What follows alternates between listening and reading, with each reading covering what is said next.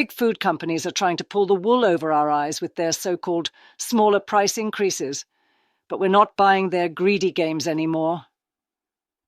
Today's show exposes the frauds. Are you tired of getting ripped off every time you hit the grocery store or grab a bite to eat? Well, brace yourselves, folks, because here comes another load of baloney from big food companies. For the past 2 years, Americans have been getting sucker punched by skyrocketing food prices, leaving our wallets feeling thinner than a diet soda. And who's to blame? Those greedy CEOs and their cronies, that's who. President Biden isn't pulling any punches either. He's been calling out these food giants left and right, even taking shots at them during the Super Bowl. But is anyone listening? Not really. Sure, some companies are saying, oh, don't worry, folks, we're not going to raise prices as much anymore. But do you really believe them? After years of milking us dry, now they suddenly want to play nice? Ha! Fat chance. Take PepsiCo, for example. They've been jacking up prices like there's no tomorrow, but now that sales are tanking, they want to act like they're doing us a favor by easing off the throttle. Yeah, right. And don't get me started on Coca-Cola. They're sitting pretty, watching us squirm as they divide us into haves and have-nots while they sip on their fancy lactose-free milk and protein shakes. Even Walmart, the supposed savior of the working class, is raking in the dough while pretending to offer us value. What a joke. But hey, maybe there's a silver lining in all this. Some companies are finally realizing that they can't milk us forever, but don't hold your breath for prices to drop anytime soon. No, they'll just slow down the bleeding a bit while they figure out their next move. So buckle up, folks, because the roller coaster ride of food prices is far from over. And until these corporate fat cats start putting people over profits, we'll keep shouting from the rooftops, enough is enough. Now let's stand outside this supermarket for a while and let's find out from real American Averge folks what they think. America, what the heck is on your mind? They are still increasing prices. Why? What is the justification? The market can bear the increases. If the increases can be made without regards to the underlying cost or the ability of customers to afford them, we may have an inefficient market. The breaking of companies with oversized pricing power so that markets can function efficiently is the reason why we have antitrust laws. Break up these large companies. Beware the time-tested subterfuge employed by food companies. Reduced portions sold in similar packaging at the same or similar price. Pretty sure that this ruse has not made it into the inflation figures we've seen since COVID. I'm amazed at the lack of mention concerning the monopolistic stranglehold by the giant food agrocorps.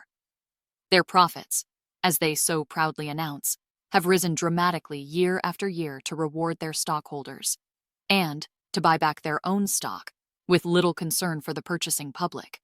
Remember the egg shortage a few years ago? That was a patently false excuse to raise prices astronomically. How? The 4 largest egg-producing companies were shown to have colluded to artificially raise prices while blaming it on bird flu.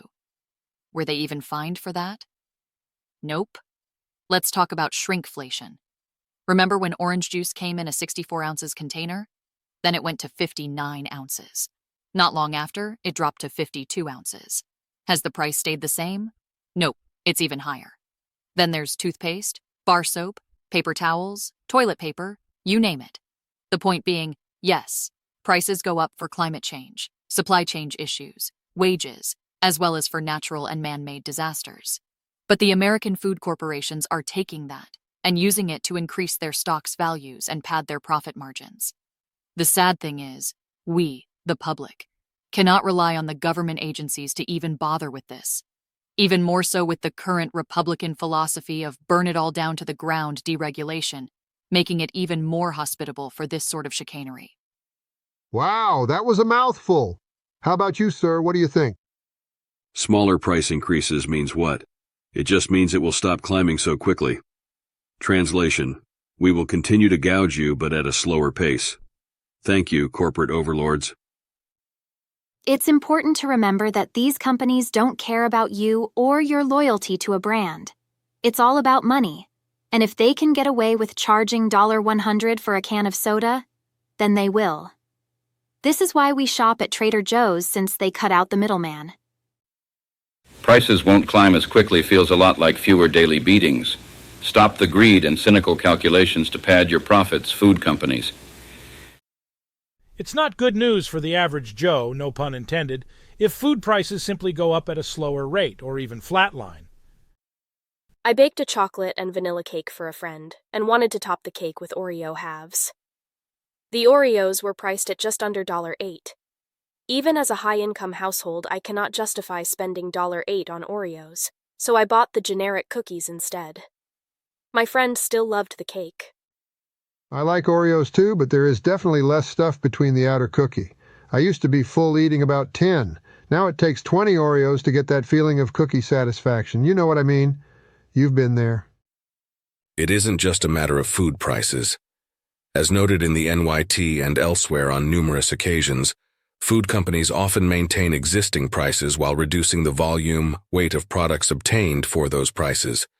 This phenomenon, often referred to as shrinkflation, allows companies to say that they are not raising prices.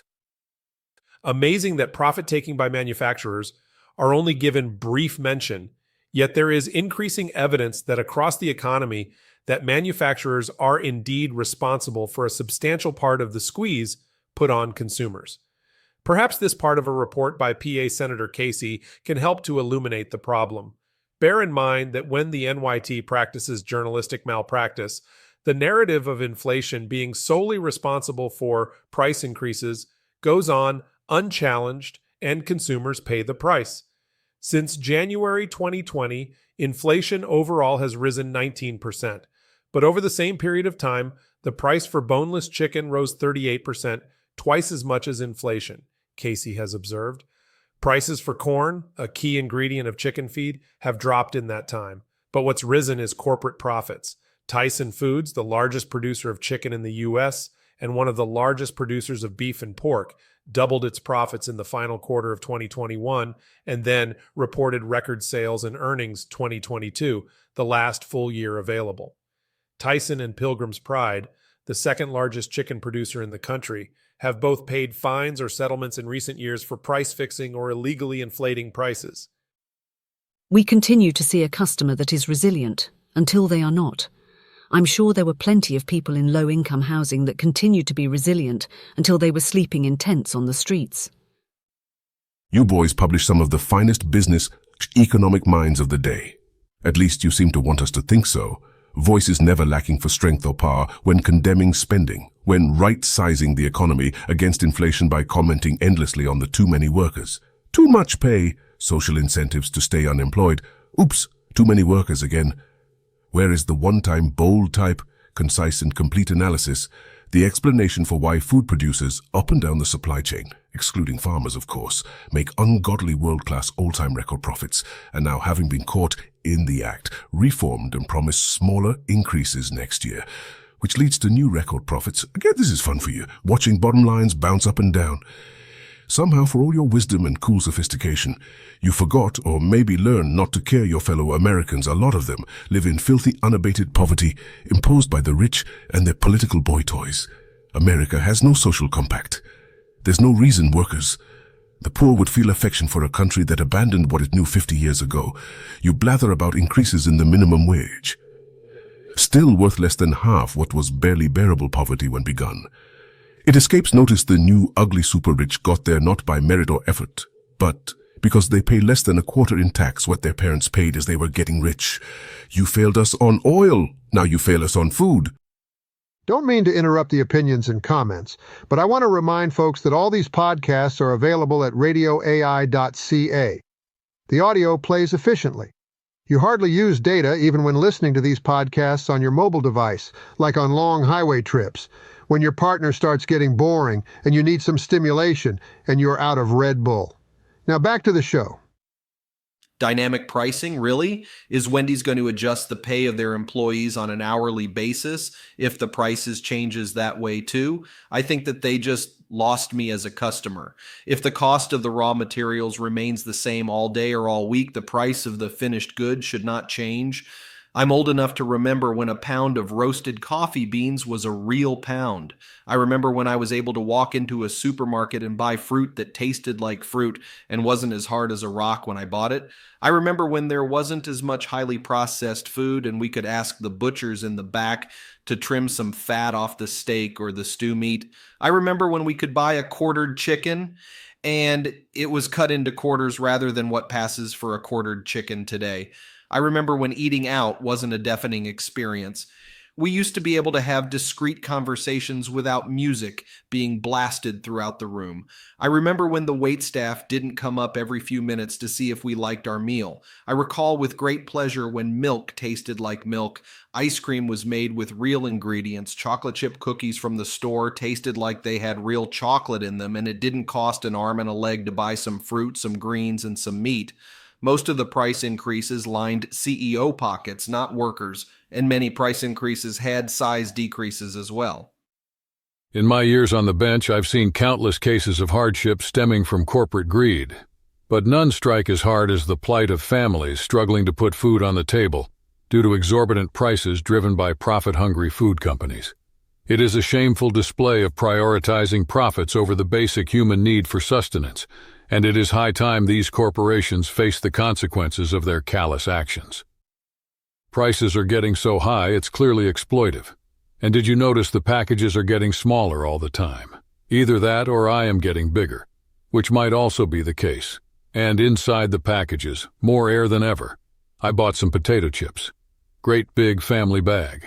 I opened it and it was 3-4 air. I got some turtles for Christmas. There was a clear plastic tray and only half the trays had chocolate. The others were empty. But you could not tell from the outside packaging. Not only are we getting less, but the ingredients are much less appetizing. I bought some Ritz crackers. I used to love their buttery flavor. Now all I taste is salt and sawdust. Seriously. I had a Big Mac recently. It looked like a slider, tiny. Some folks say the smaller portions will make you skinny. The only thing shrinking is my bank account and my respect for corporate giants.